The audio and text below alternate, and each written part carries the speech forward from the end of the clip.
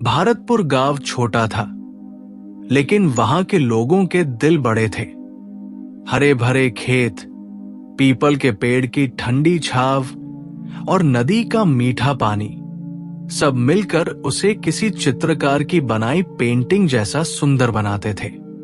इसी गांव में रहता था रोशन। नाम सुनकर लगता था कि वो हर अंधकार को मिटा देगा, लेकिन सच ये था कि रोशन के भीतर खुद का ही अंधकार था। अंधकार यानी वो उलझन, वो कमी का एहसास जो उसे हर दिन खाता रहता था। वो सोचता था, काश मैं मोहन जैसा पढ़ाकू होता, काश मैं रमेश जैसा हंसमुख और लोगों का चहेता होता, काश मैं सुरेश जैसा ताकतवर होता। और इसी काश में उसकी अपनी पहचान जैसे कहीं खो गई थी। सुबह होते ही वो दूसरों को देखता और सोचता, अरे वो देखो कितनी तेज दौड़ रहा है, वो कितनी सुंदर बांसुरी बजा रहा है, वो कितनी अच्छी कहानी सुना रहा है। और फिर मन में आता, मुझे भी यही करना चाहिए। लेकिन ये सोचते हुए वो भूल जाता कि उसकी अपनी भी कोई प्रतिभा है। उसकी मां अक्सर कहती, रोशन बेटा, तुम जैसे हो वैसे ही अनोखे हो, किसी और की तरह बनने की कोशिश मत करो। लेकिन रोशन हंस देता, मां, अलग होने से क्या होगा? अगर लोग मुझे पहचानेंगे नहीं तो मेरा होना किस काम का?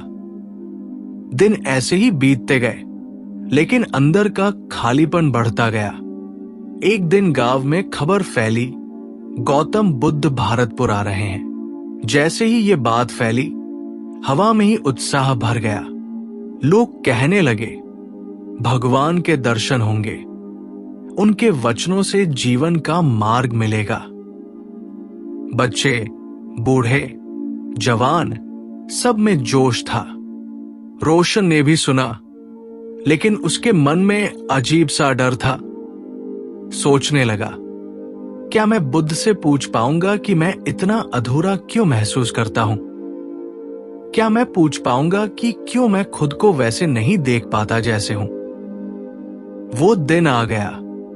सुबह की हल्की ठंडी हवा, पीपल के पत्तों की सरसराहट और गांव के बाहर बड़े पीपल के नीचे बुद्ध का आगमन।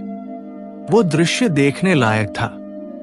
शांत मुख, स्थिर नेत्र, और ऐसा लग रहा था कि हवा भी उनके इशारे से ही बह रही हो। गांव वाले चारों ओर बैठ गए, और जैसे ही बुद्ध ने बोलना शुरू किया, हर शब्द सीधा दिल में उतरने लगा। बुद्ध बोले, मनुष्य का सबसे बड़ा दुख है अपने आप को भूल जाना। ये वाक्य सुनते ही रोशन जैसे कांप उठा। क्या ये बात मेरे लिए कही जा रही है? उसने मन ही मन सोचा। सभा समाप्त हुई, लोग धीरे धीरे जाने लगे, लेकिन रोशन का मन नहीं भरा। वो आगे बढ़ा, बुद्ध के पास गया, प्रणाम किया और धीरे से कहा, भगवन, क्या मैं एक प्रश्न पूछ सकता हूं? बुद्ध ने मुस्कुराकर कहा, पूछो रोशन। रोशन चौंक गया, इन्हें मेरा नाम कैसे पता?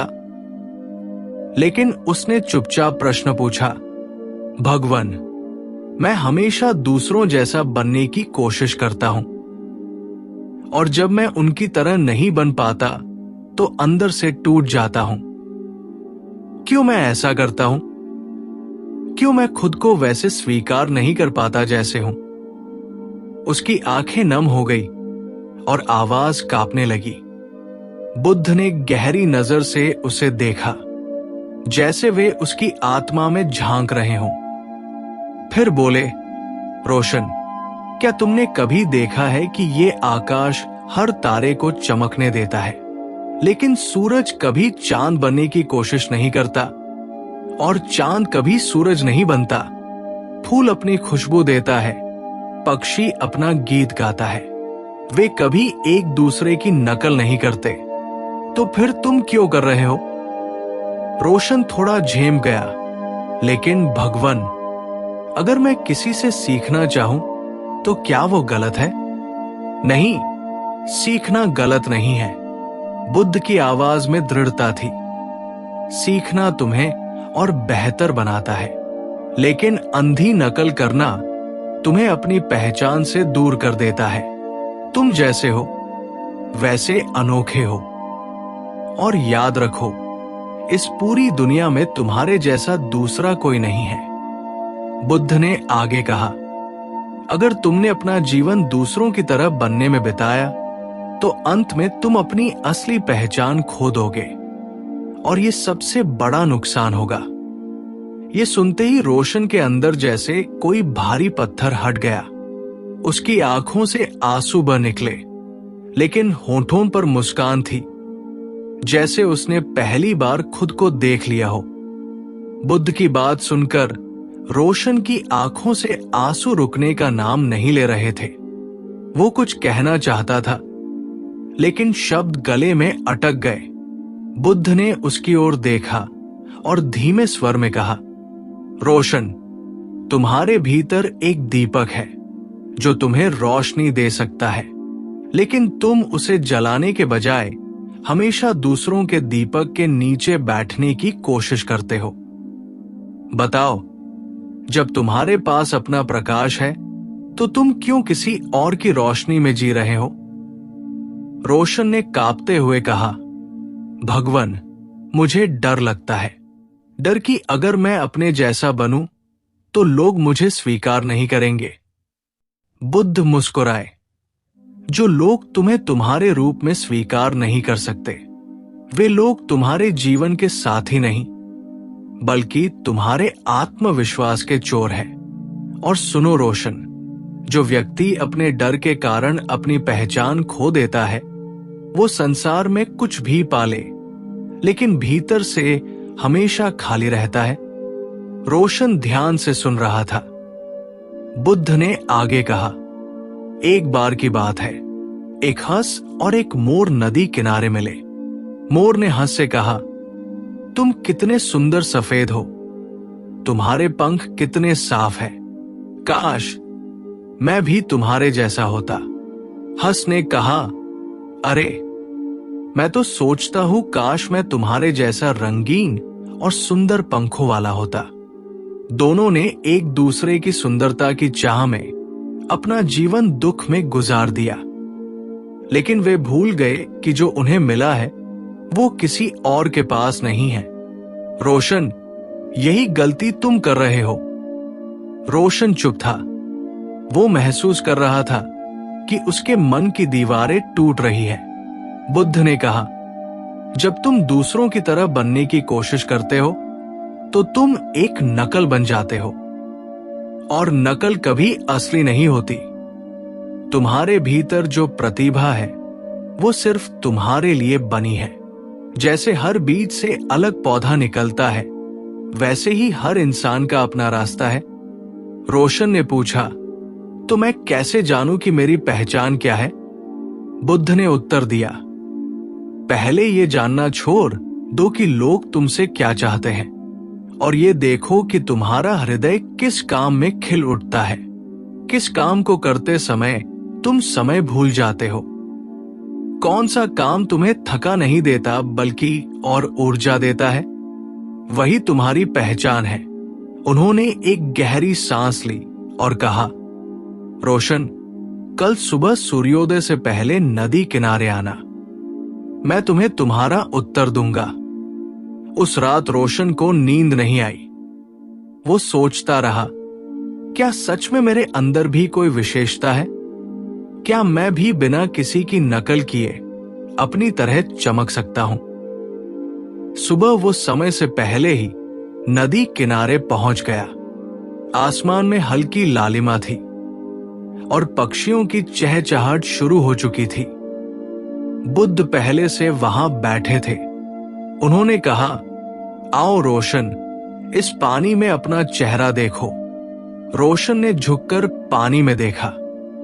अपना चेहरा, वही चेहरा जो वो रोज देखता था, लेकिन आज जैसे पहली बार देख रहा था। बुद्ध बोले, देखो, ये चेहरा दुनिया में सिर्फ एक है। अगर तुम इसे बदलकर किसी और का चेहरा बनाना चाहोगे तो ये अपनी सुंदरता खो देगा। इसी तरह तुम्हारी आत्मा भी अनोखी है। इसे किसी और जैसा बनाने की कोशिश मत करो। फिर उन्होंने कहा, अब अपनी मुट्ठी में ये मिट्टी भरो। रोशन ने मुट्ठी में मिट्टी भरी। अगर तुम इसे कसकर पकड़ोगे तो ये फिसल जाएगी, लेकिन अगर तुम इसे हल्के से पकड़ोगे तो ये तुम्हारे पास रहेगी। तुम्हारी पहचान भी ऐसी ही है, रोशन। अगर तुम उसे मजबूर करके किसी और में बदलना चाहोगे तो वो खो जाएगी, लेकिन अगर तुम उसे सहज रूप से अपनाओगे तो वो हमेशा तुम्हारे साथ रहेगी। ये सुनकर रोशन का चेहरा खिल उठा। उसे लगा जैसे उसके दिल पर बड़ा बोझ हट गया हो। उसने बुद्ध से कहा, भगवन, आज से मैं अपनी पहचान को ढूंढूंगा और उसी में जीऊंगा। बुद्ध मुस्कुराए।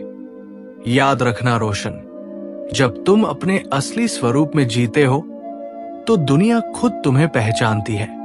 उस दिन के बाद रोशन ने दूसरों से तुलना करना छोड़ दिया। वो वही करने लगा जिसमें उसका मन लगता था। खेतों में काम करना, गांव के बच्चों को कहानियां सुनाना और शाम को नदी किनारे बैठकर गीत गाना। धीरे धीरे गांव वाले कहने लगे, रोशन का तो कोई जवाब नहीं। उसकी कहानियां दिल को छू जाती है। अरे, उसके गीत सुनो तो लगता है जैसे मन खिल उठता है। रोशन समझ गया था, जब तुम अपने जैसे बनते हो तभी तुम सच्चे अर्थों में रोशन होते हो। और जैसे बुद्ध ने कहा था, दूसरों की तरह बनने की कोशिश मत करो। खुद को पहचानो, क्योंकि यही तुम्हारा सच्चा उजाला है।